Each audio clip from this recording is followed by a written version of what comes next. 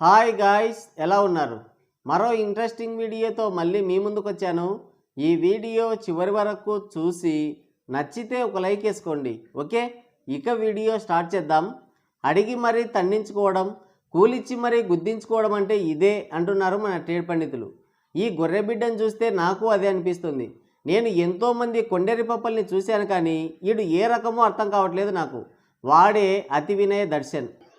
గాయపడిన సింహం ఇంకా కసితో వేటాడితే తప్ప వెనకడుగు వేయదు. వీడు సింహం గురించి చెప్పాడు కదా, వీడి గురించి నేను చెప్తా. దొరికిపోతాడని తెలియక మాస్ డైలాగులన్నీ రాసుకున్నాడు. వీడికి ఎవరన్నా చెప్పనరా దొరికిపోయాడని, అర్థం కాక నోటికొచ్చిందల్లా వాగుతున్నాడు. ఈ చైల్డ్ ఆర్టిస్ట్ ఎవరో మనకు తెలీదు, కానీ అప్పడాలయ్య గారు సైడ్ గుంతలో పడి సైడ్ అయిపోతే కావాలనే కుట్ర చేసి చంపారని బట్టలు చింపుకొని మీడియా ముందు అరిచాడు. అప్పుడే ఈ గొర్రెబిడ్డ అసలైన పెబు బిడ్డ అని అందరికీ తెలిసింది. ఎవరో పని కట్టుకొని వీళ్ళని చంపాల్సిన అవసరం లేదు. ఓ కోటర్ తాగితే వీళ్ళే కింద పడి చేస్తారు. అప్పడాలయ్య గారి విషయంలోనూ అదే జరిగింది. అప్పడాలయ్య గారు ద్రాక్షరసం సేవించి డ్రంక్ అండ్ డ్రైవ్లో పట్టుబడకుండా హైదరాబాద్ నుంచి రాజమండ్రికి బయలుదేరాడు.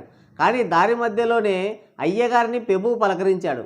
ఆయన అడుగడుగునా ద్రాక్షరసం సేవించడం, స్టంట్లు చేయడం ఇవన్నీ సీసీటీవీలో రికార్డ్ అయ్యాయి. ప్రతి సీసీటీవీ ఫుటేజ్లో మంచి ఐటమ్ గన్ లాగా ఫోజులు ఇచ్చాడు. ప్రపంచమంతా కోడి పందాలు చూసినట్టు చూసింది. అప్పడాలయ్య గారు ద్రాక్షరసం వల్లనే పెబువును చేరాడని బుద్ధి బుర్ర ఉన్నోడికి ఎవరికైనా ఇట్టే అర్థమవుతుంది. కానీ శవాల కోసం ఎదురు చూసే ఈ చకోర పక్షి మాత్రం అప్పడాలయ్య గారి మరణాన్ని మత రాజకీయం కోసం వాడుకుంది. బతికి ఉన్నప్పుడు ఎవడో ఒకటి ముడ్డిలో ఏలెట్టి వాసన చూసినా అయ్యగారికి క్రైస్తవ సమాజంలో కూసింత గౌరవం ఉండేది. కానీ బెల్లం చుట్టూ ఈగల్లా అప్పడాలయ్య గారి శవం చుట్టూ చేరి ఆయన పచ్చి తాగుబోతని తాగి కింద పడి చనిపోయాడని ప్రపంచమంతా తెలిసేలా చేశాడు ఈ గొర్రెబిడ్డ. వీడి బాధ ఏ రేంజ్లో ఉందంటే ఆయన చనిపోయాడు అనే దానికంటే ఎవరు చంపలేదే అని ఎక్కువ బాధపడిపోయాడు వీడు. లాస్ట్కి హౌలాగాడ్ చేసిన పనికి పాపం వాళ్ళ ఫ్యామిలీకి ఇన్సూరెన్స్ డబ్బులు కూడా రాలేదు. కానీ ఈ అభినయ దర్శన్ గారు మాత్రం తద్దినానికి సంతాప సభకి అని గొర్రెబిడ్డల నుంచి బాగా డబ్బులు వసూలు చేశాడు. వీడు ఎంతలా పేటైపోయాడంటే, ఎంతలా వాడుకున్నాడంటే లాస్ట్కి బీరిసిస్ అని ఒక పొలిటికల్ పార్టీ కూడా పెట్టాడు. ఈ మధ్యనే అదేదో పదయాత్ర అని మొదలుపెట్టాడు. కానీ జనాలు మాత్రం ఎవడు దేకడం లేదు. ఎందుకంటే వీడి అడుక్కు తినే బుద్ధి ఇక్కడ కూడా చూపించాడు. వీనికి ఓటు వేయాలంట, మళ్ళీ రివర్స్లో వీడికే 100 రూపాయలు డబ్బులు ఇవ్వాలంట. వీడు సగం బకెట్ ద్రాక్షారసం పోసి 500 ఇచ్చినా ఎవడు రాడు. రివర్స్లో వీడికే 100 రూపాయలు ఇవ్వాలంటే ఎవడొస్తాడు? స్టేజ్ నాటకాలు ఆపి రోడ్డు మీదకి వచ్చి నిజంగానే రోడ్డున పడ్డాడు. అక్కడ వీడికి ఓ దరిద్రపు కొట్ట ఆలోచన వచ్చింది. గతంలో దర్శనంగులం హీరోగా సినిమా చేశాడు, మిస్డ్ కాల్ అని. ఆ సినిమాతో నిర్మాతను నాకించేస్తే, బాబు నీది సినిమా రేంజ్ యాక్టింగ్ కాదు నాయన, చర్చిల్లో అయితే సరిపోతుంది అని వెనక్కి తిప్పి పంపించారు. గతం గుర్తుకొచ్చింది. ఇప్పుడు తనలోని యాక్టింగ్కి పదును పెట్టాడు. అడవిలో కోడినెత్తురు అనే ఒక షార్ట్ ఫిలిం తీశాడు. కథ, మాటలు, యాక్టింగు అన్నీ తగాడే. ఆ షార్ట్ ఫిలిం రిలీజ్ అయిన తర్వాత స్టోరీలో ఉన్న డెప్త్ని కనిపెట్టిన పోలీసులు పాడేరులో పాడే అని టైటిల్ మార్చి పార్ట్ 2 జైల్లో తీసుకోమని చెప్పి తీసుకెళ్లారు. సినిమాలో కన్నా ఇంకా దరిద్రంగా నటించాడు ఇక్కడ. ఏసయ్య బతికుంటే సిలువతో కొట్టేవాడు. ఈ గాయపడ్డ సింహం ప్రస్తుతం జైల్లో విశ్రాంతి తీసుకుంటోంది. చూస్తుంటే పోలీసులు ఇంకా గాయపరిచేలానే ఉన్నారు. వీడు దొరికిపోయినందుకు సంతోషమే, కానీ గంటలోనే దొరికిపోయినందుకు బాధపడుతున్నారు మన ట్రేడ్ పండితులు.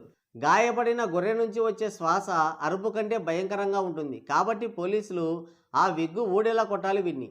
వీడు ఎలా దొరికిపోయాడంటే స్క్రిప్ట్ వీక్గా ఉంది, పైగా వీనితో సహా అందరూ డీగ్రేడ్ ఆర్టిస్టులు. దొరికిపోక ఏం చేస్తారు? ఆ చెట్లలోకి ఎందుకు వెళ్ళారా అంటే కార్ రిపేర్ వచ్చింది అంటున్నారు. కార్ రిపేర్ వస్తే చింతలపల్లి అడవులో చెట్లలోకి వెళ్ళి ఏం చేస్తారు?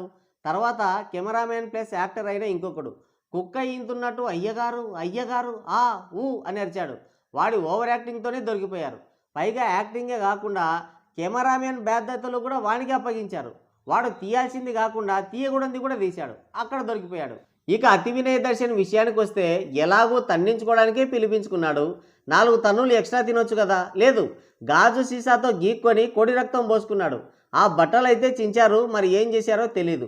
పరిస్థితి విషమంగా ఉందన్నారు. వీడు విన్నాడో ఏమో తెలియదు, కానీ వీడు కోడి తెలివి కాకుంటే దెబ్బలు తగలని చోట కూడా కట్టుకట్టుకున్నాడు. ఇక దొరికిపోక ఏం చేస్తారు? ముందు చంపడానికి వెళ్ళినోళ్ళు జై శ్రీరామ్ అన్నారు అన్నాడు. అది ఎవరు నమ్మరని వెంటనే ప్లేట్ ఫిరాయించి ఇది రాజకీయ కక్షతో చేశారు అన్నాడు. వీడి దెబ్బకి ఎమ్మెల్యే కూడా సంజాయిషి ఇచ్చుకోవాల్సిన పరిస్థితి వచ్చింది. ఒక విషయం, వీడి దొరికిపోయి సరిపోయింది, లేదంటే హిందూ క్రిస్టియన్ గొడవలు జరిగి ఎంతమంది చనిపోయిండే వాళ్ళు. మళ్ళీ వీడికి సపోర్టుగా ఆ అజయ్ బాబు గారు కూడా వచ్చాడు. వచ్చి అతి వినయ దర్శన్ పత్తిత్తు ఎవరో ఏం చేశారో కూటమి గవర్నమెంట్ తేల్చాల్సిందే అన్నాడు. రంకుమొగుడు మంచోడని ఉంచుకున్నదే చెప్పినట్టు ఉంది. వీడు పనికిమాలోడు, మళ్ళీ వీడికి సపోర్టు. గట్టిగా మాట్లాడితే ఈ ఐడియా కూడా వీడే ఇచ్చింటాడు. ఇలాంటి విధవలు ఉన్నారు సమాజంలో. వీళ్ళ మొహాలు చూస్తే ఒక్కడన్నా పాస్టర్ లాగా ఉన్నాడా? ఈ గొర్రెబిడ్డను కఠినంగా శిక్షించకుంటే సమాజాన్ని మాత్రం భ్రష్టు పట్టిస్తాడు. ఏపీ పోలీసులు విగ్గు ఊడేదాకా కొట్టి చెమడాలు తీయాలి వీడికి అని ఆవేశంతో ఊగిపోతున్నారు మన టేడు పండితులు. మరి ఈ గొర్రెబిడ్డ గురించి మీరేమనుకుంటున్నారు? కింద కామెంట్ చేయండి. సో గాయ్స్, ఇది వీడియో. మరోసారి మరో ఇంట్రెస్టింగ్ వీడియోతో మళ్ళీ కలుద్దాం. Thank you, take care, bye bye.